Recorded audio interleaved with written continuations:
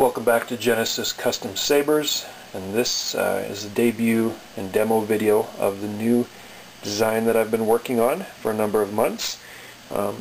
Really enjoyed this design, and it's incorporated a number of the things that I've been trying to innovate and work with more recently. It's all cutting edge stuff, top of the line Crystal Focus version 5 MHS parts that have been customized. You may recognize the Ace Rocket pommel that I've done some work to. First off, the outside, the powder coating I really enjoyed. I did media blasting with exposed metal, machined metal accents there, and of course the translucent red accents throughout the saber, and the solar flat black. Very durable, very nice finish.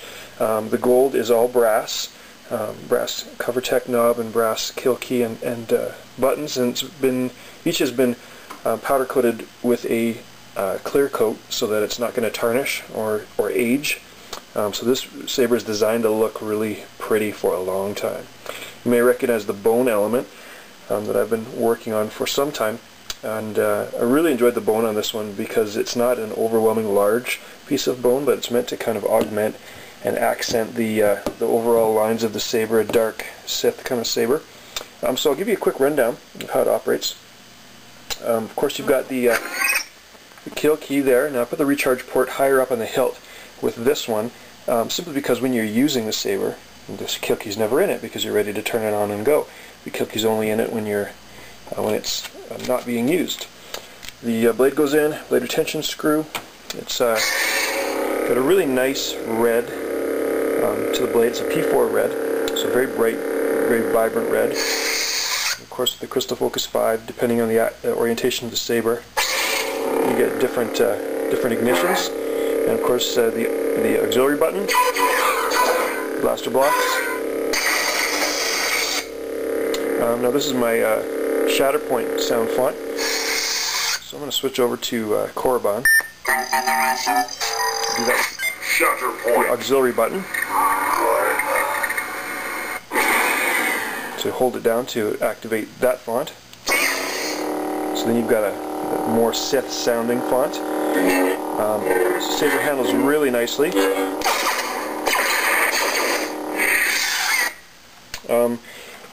I don't have an exterior bargraph on this saber, and that's because I had so much fun doing the Bane saber that I did recently. You may recognize that one. It's also got the bone element in there.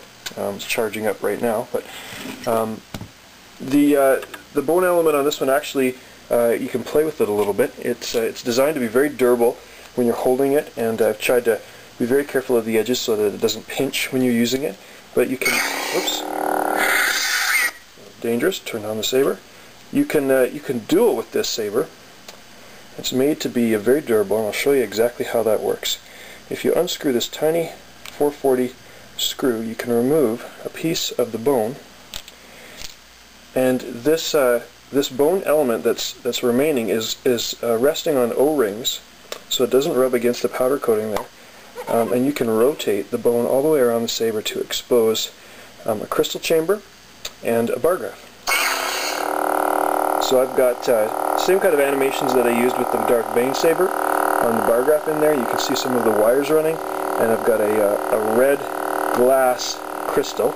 It's a very manicured looking crystal that illuminates with a red LED inside.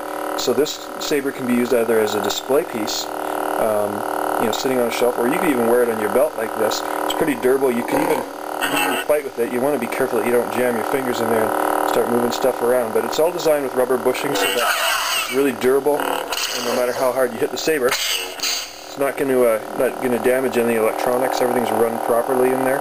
It was very difficult to do. Of course, with the Crystal Focus 5, you've got an option that if I hold the auxiliary button down during lockup, it gives me the level of the battery. Looks like I've got 5 bars out of 7 there. If I close down the saber, then for a short while it also gives me the bar graph showing the level of the battery before it goes into a sleep mode or standby mode. I wanted to show you one feature of this saber, which is how you get access to the SD card It's different than my other Genesis Elite sabers, which have a PVC chassis inside and you can just unscrew the saber. This one's not meant to be unscrewed at all.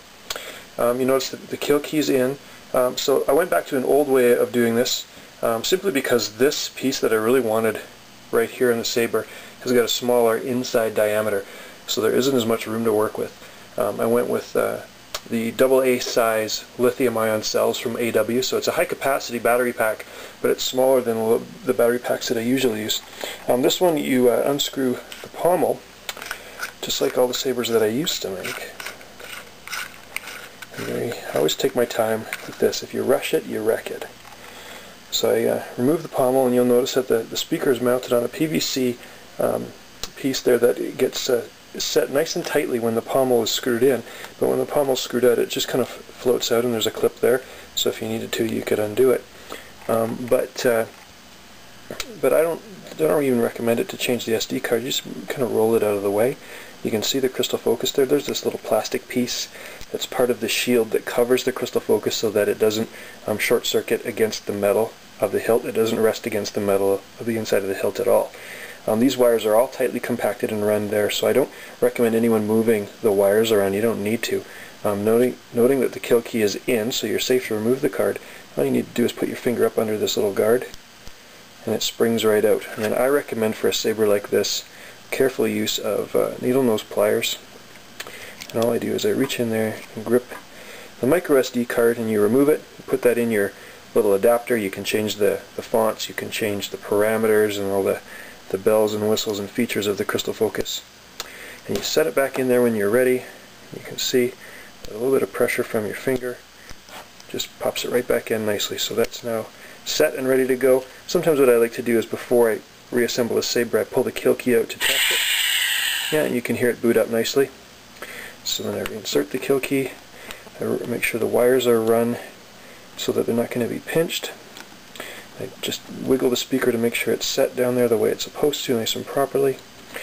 And then it's time to just pop the pommel on, and I slowly thread it. And if it gets stuck or pinched at all, you just back it off a little bit and then try threading it again, because sometimes things like to get stuck to the metal. But usually you do that a couple times, and it just threads in nicely, nice and tight. Now it's ready. The saber is back to its durable and doable status. You've got your Crystal Focus ready to go. So I hope you enjoyed looking at this saber. It will be going up for sale on my website very, very soon.